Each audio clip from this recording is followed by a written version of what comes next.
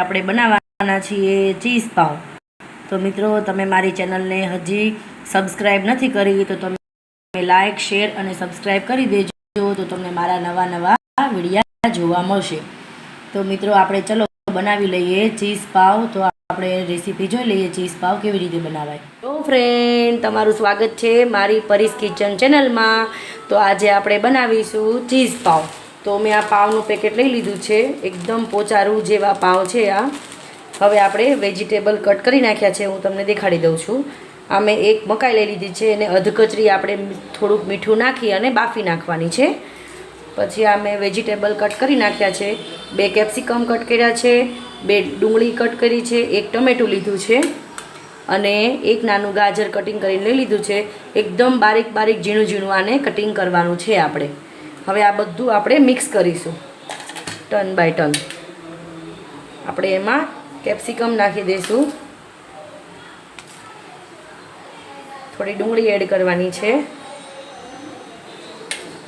ટમેટું નાખી દઈશું અને ગાજર નાખી દેવાનું છે, થોડા ધાણા નાખી દેવાના છે અને આપણે આ ચીલી ફ્લેક્સ છે મિત્રો, એ 1 ચમચી આપણે એડ કરવાની છે। તમને વધારે ઓછી જે ભાવતી હોય એવી રીતે નાખવાની છે। સોરી, ઓરેગાનો મેં મિક્સ કરેલો છે। હવે હું ચીલી ફ્લેક્સ લઈ લઈશ। ચીલી ફ્લેક્સ તીખું હોય છે એટલે તમે વધારે ઓછું કરી શકો છો। હવે મિત્રો, આપણે આમાં સોસ નાખવાનો છે પીઝા ટોપિંગનો। જો મેં આવડો આ સોસ લઈ લીધો છે અને હવે માયોનીઝ સોસ લેવાનો છે, જે વ્હાઈટ કલરનો માયોનીઝ સોસ આવે એ આપણે લઈ લઈશું 2 થી 3 સ્પૂન। આપણે બધું મિક્સ કરી અને હવે આપણે પાવમાં લગાવવાનું છે। હવે આ બધું મિક્સ કરી દેવાનું છે આપણે।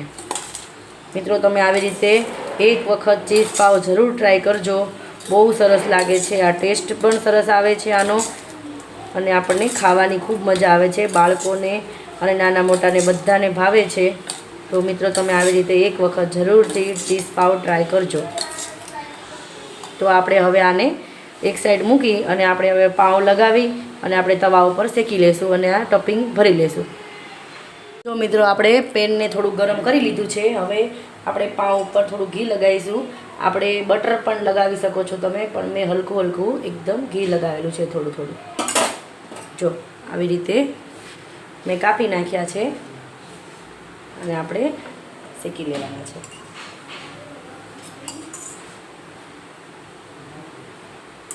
આમાં ઘીનો અને બટરનો ટેસ્ટ ખૂબ સરસ આવે છે।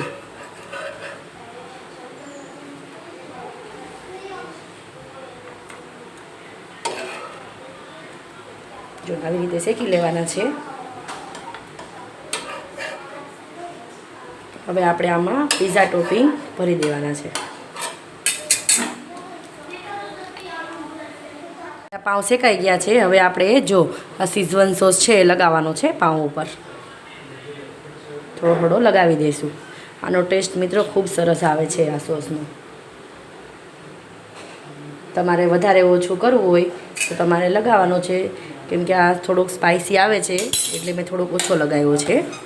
હવે આ ટોપિંગ તૈયાર કરેલું છે એ આપણે લગાવી દેવાનું છે, બધામાં લગાવી દેવાનું છે આ ટોપિંગ। મિત્રો, આવી રીતે તમે એક વખત જરૂર ટ્રાય કરજો, ચીઝ પાવ ખાવાની ખૂબ મજા આવે છે। હવે આપણે આને ઉપરનો ભાગ છે એને બંધ કરી દઈશું। પહેલાં આપણે ચીઝની સ્લાઇસ મૂકીશું। મિત્રો, તમે આમાં મોઝરેલા ચીઝ પણ નાખી શકો છો, પણ હું ચીઝની સ્લાઇસ મૂકીશ આમાં।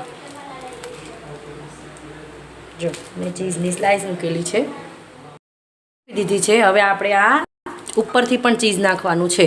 તમે આની ઉપર મોઝરેલા ચીઝ પણ નાખી શકો છો, પણ મેં આ ચીઝની સ્લાઇસ મૂકી છે અને આ સાદું ચીઝ આપણે ઉપર ખમણી દેવાનું છે।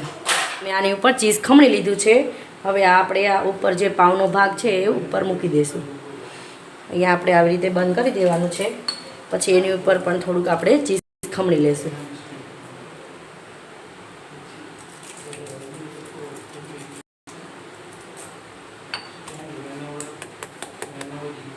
આની ઉપર પણ ચીઝ ખમણીને લેવાનું છે.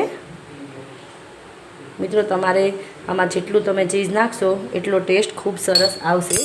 આની ઉપર આપણે થોડું ચીલી ફ્લેક્સ નાખીશું અને થોડો ઓરેગાનો નાખી દઈશું. મેં ગેસ બંધ કરી દીધો હતો, હવે થોડીક વાર ચાલુ કરી દઈશ. હવે આપણે આને 3 થી 4 મિનિટ માટે આને શેકાવા દેવાના છે આપણે. તો મિત્રો આપણા ચીઝ પાવ શેકાઈ ગયા છે. જો કેટલું સરસ મેલ્ટ થઈ ગયું છે ચીઝ એકદમ.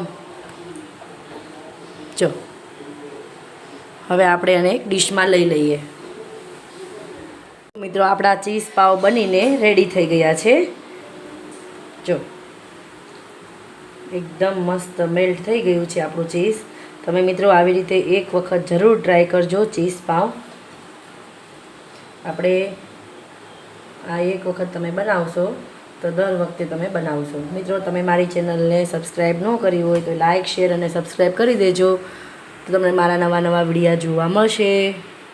જો મિત્રો કેટલું સરસ એકદમ ચીઝ મેલ્ટ થઈ ગયું છે આપણું.